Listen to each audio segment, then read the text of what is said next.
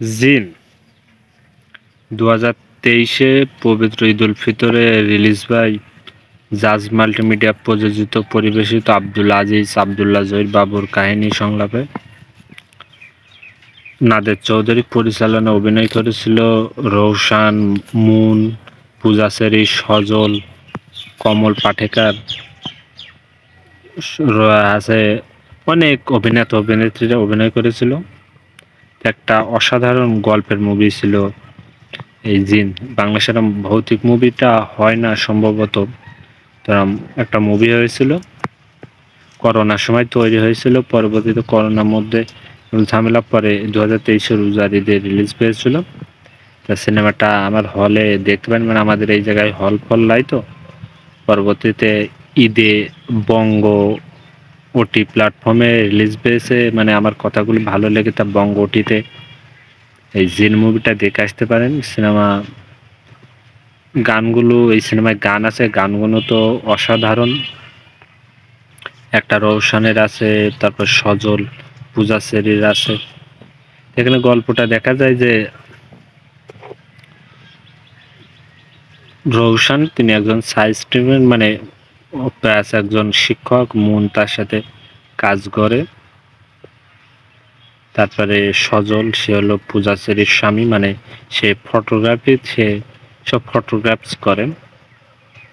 এখানে তার চরিত্র খুব সুন্দর ছিল, তার লুকটা, সজলের লুকটা অসাধারণ ছিল। পূজা সেরিও খুব সুন্দর ডিফেন্ড, মানে লুকটা অসাধারণ ছিল, কস্টিউম অভিনয় খুব ভালো ছিল। তাছাড়া রৌশন বিজয় চরিত্র, তার পাশে মন ছিল, মনির সাথে একটা গান আছে, তাও ভালো। বাদ বাকি যারা অভিনয় শিল্পীরা অভিনয় করেছে তাদের অভিনয়টা খুব সুন্দর ছিল, আমার কাছে খুব ভালো লেগেছে।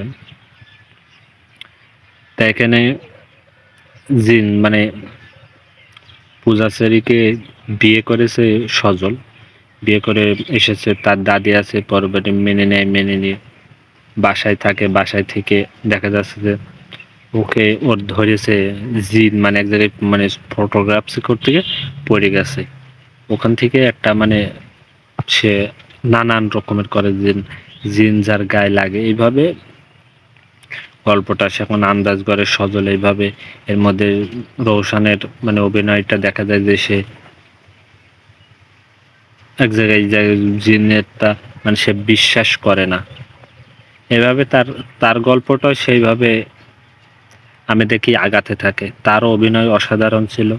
তারপরে সজল ওর কাছে যায়, তারপর বন্ধু হিসাবে ওর বাসায় নিয়ে এসে তারপরে ও টোটাল বাড়ির সব দেখাশোনা করে, যে কিভাবে কি ও বিশ্বাস করতে চায় না। তার পরবর্তীতে ও ওর মার কাছে যায়, পূজা সেরি তার মার কাছে গিয়ে দেখা কথা বলে। তার পরবর্তীতে একজন, যখন সবগুলো দেখাশোনা করার পর এক হুজুর নিয়ে আসে, তিনি বলছে সায়েন্সের ব্যাখ্যা সেখানে কোরআন বা এইভাবে বলে। তখন দেখা যায় যে তারপরে শুরু হয়, তারপরে ওই হুজুরি নিয়ে সজল, রৌশন এরা সব যায়, গিয়ে তার বাসায় যায়। উর্দু মোনা নাম থাকে পূজা সেরি। মানে টোটাল কাহিনীটা দেখলে বুঝতে পারবেন সিনেমাটা রয়েছে বঙ্গ মুভিতে। একবার হলে আমার কথাগুলো শুনে আসলে দেখে আসতে পারেন। এখানে রৌশনের যে চরিত্র, স্যার মানে একজন শিক্ষক চরিত্র, সে কোনো জিন টিন মানে না, কিন্তু পরবর্তীতে এবং লাস্টের সিনটা যে কিভাবে সেই জিন ফিনাই যে একটা গোল মতন করে দিবে, এক একজনের এক এক রকমের, এইটা নিয়ে খুব হাসি ঠাট্টা হয়েছে। যে আমি মনে করি এটা সত্যি, কেননা জিন যারা আছে ওরা তো গরু, কেউ মহিষ এমন করে আসবে, মানে বুঝতেই পারবেন না যে ওরা কিভাবে আছে। তারপর ওদেরকে ছেড়ে দিয়ে সবাই ভালো হয়ে যায়। তো আমার গল্পটা খুব ভালো লেগেছে। এখানে অনেক মানুষ আছে, কারো তো ভালো লাগবে, কারো ভালো লাগবে না। গল্পটা তো এইভাবেই তো তৈরি করা। এখানে আব্দুল আজিজ, তারপর আব্দুল্লাহ জহির বাবু, তিনি খুব সুন্দরভাবে কাহিনীটা লিখেছেন। নাদের চৌধুরী খুব সুন্দর পরিচালনা করেছেন, নাদের চৌধুরী অভিনয় করেছিল।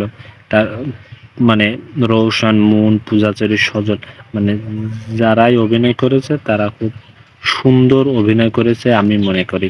একবার হলে বঙ্গ ওটি প্ল্যাটফর্মে আমার কথাগুলো শুনে দেখে আসতে পারেন। আমি মনে করি একটা অসাধারণ মুভি ছিল, এবং একটা হিট মুভি ছিল, ঈদের একটা অসাধারণ গল্পের একটা মুভি ছিল।